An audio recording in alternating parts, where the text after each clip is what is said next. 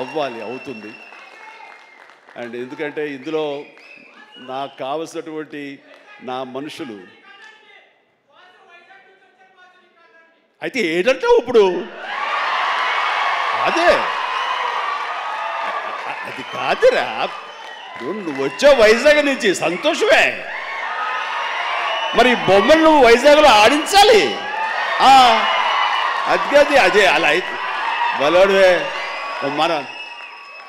మన హీరోది కూడా అదే ఊరే. కూర్చోరా కాసేపు. సో ఈ ఇందులో సత్యరాజు గారు ఉన్నారు, సత్య ఉన్నాడు, అండ్ సునీల్, అందరికి మించి నా బ్రదర్. అండ్ కన్నడ నుంచి వచ్చినటువంటి ఒక అద్భుతమైన యాక్టర్ ధనుంజయ. ఆయన గురించి నేను విన్నాను కానీ సినిమాలు చూడటం ఇది చేయలేదు. బట్ పుష్ప చూశాను. పుష్ప ఎక్కడ అనేది నాకు గుర్తు రావట్లేదు, కానీ డెఫినెట్గా ఈ సినిమాలో చాలా మంచి గుర్తింపు వచ్చింది. తను కూడా మంచి ఆర్టిస్ట్గా, తెలుగు యాక్టర్గా తను సెటిల్ అవుతాడు అంటలో ఎలాంటి సందేహం లేదు. All the very best Dhanunjaya.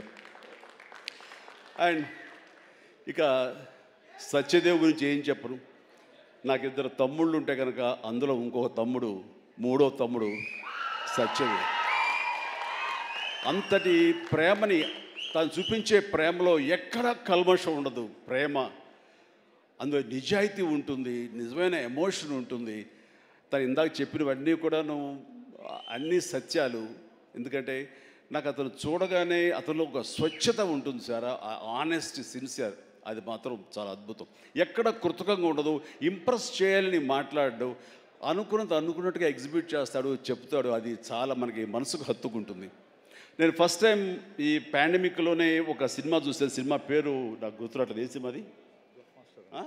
Bluff master. తన నేచర్కి వ్యతిరేకమైన టైటిల్ అది. సో బ్లఫ్ మాస్టర్ అనే సినిమా నేను చూసినప్పుడు తర్వాత ఇంకో సినిమా కూడా చూశాను వరుసగా. ఎవరి యాక్టర్ చాలా ఇంటెన్సివ్ పెర్ఫార్మెన్స్ చేస్తున్నాడు, టచ్ ఆఫ్ క్లాస్గా ఉంది. అండ్ మన తెలుగు మనిషిలాగా అనిపించలేదు. బహుశా అతనికి డబ్బింగ్ వాయిస్ ఇచ్చారు, ఎందుకంటే వాయిస్లో అంత రిచ్నెస్ ఉంది, అంత క్లారిటీ, అది నీట్గా ఉందంటే మంచి డబ్బింగ్ ఆర్టిస్ట్ తోటి తనకి డబ్బింగ్ చెప్పించుంటారు. కాబట్టి ఎవడో బయట వ్యక్తి అయి ఉంటాడు. ఏ యాక్టర్, ఏ కన్నడనా లేదా ఇంకోటి అనిపించేది. అని ఎవరితో మాట్లాడుతూ, లేదండి మన వైజాగ్ అబ్బాయి అన్నాడు. మనూరి అంటారా, మన వైజాగ్ అబ్బాయి అని చెప్పేసి అన్నారు. అనేసరికి నిన్న ఒకసారి అతన్ని చూడాలనుకున్నాను, మనం మాట్లాడాలనుకుంటున్నాను. ఎందుకంటే అతనిలో బెస్ట్ యాక్టర్ ఉన్నాడు. మరి అతనికి ఎవరు వెనక నుండి సలహాలు ఇస్తున్నారు, తన లైఫ్ ఎలా మోల్డ్ చేసుకుంటున్నారు నాకు తెలియట్లేదు. ఊరికనే సరదా మాట్లాడదాం అనిపించింది. నాకున్న ఇంప్రెషన్ తనతో షేర్ చేసుకుందాం అనిపిస్తుంది. అంటే వెంటనే ఫోన్ వెళ్ళటం ఏంటి, అప్పుడు ఫ్లాట్స్లో నుంచి, అపార్ట్మెంట్స్ నుంచి బయటికి వచ్చే ప్రసక్తే లేదు. అక్కడ వాళ్ళ యూనియన్ ఏదో ఉంటే కనుక వాళ్ళ స్పెషల్ పర్మిషన్ తీసుకుని అప్పుడు రోడ్డు మీద వచ్చి నన్ను కలవడం జరిగింది. చూడగానే నా పేరు సత్యదేవ్ అండి అది అన్నాడు. అయిన తర్వాత ఓకే వెరీ గుడ్, చాలా బాగా చేస్తాడు. కాసేపు పిచ్చాపడి మాట్లాడుకున్న తర్వాత, సార్ ఇక్కడ ఇందాక నాడే అది పచ్చబొట్టు అది కాదు, అది పడ్డ మచ్చ, అది నేల మీద. అది ఎందుకు పడ్డావు ఏంటి అది అంటాను. నేను మీ కొదమసింహం సినిమాలో మీరు రోప్లో జంప్ చేస్తుంటారు, నేను మా డిష్ టీవీ మా యాంటీనాలో ఉండే వైర్ తోటి అలా జంప్ చేసి కింద పడ్డానండి, అవి దెబ్బ తగిలింది. అయిన తర్వాత మీ ఇంపాక్ట్ ఎంత ఉంటుందని మీకు ఈ విషయం చెప్పాలి. దీన్ని కుట్లించడం కోసం మా నాన్నగారు హాస్పిటల్ తీసుకెళ్ళారు. అప్పట్లో మత్తు గిత్తు లోకల్ ఇంజక్షన్స్ ఇవ్వలేదు.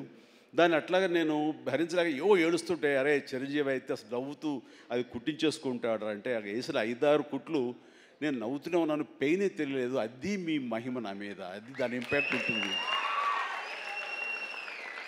అంటే నేను ఏదైనా మైకువా లేకపోతే ఏంటి, ఎనస్థిషియా లాంటి వాడినా ఏంటి.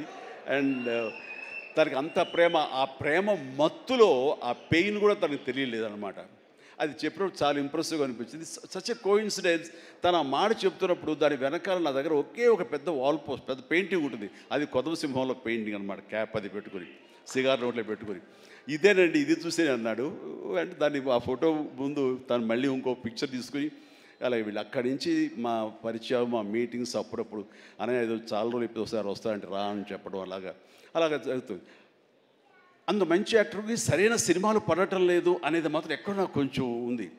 అంటే హీరోగా ప్రయత్నం చేస్తున్నాడు, హీరో అనేది కాకుండా వెరస్టైల్ యాక్టర్ అనిపించుకోవడంలో మాత్రం తన నటనకి హద్దులు ఎల్లలు లేకుండా చేసుకుంటే మరింత ఉన్నత స్థాయికి వెళ్తాడు.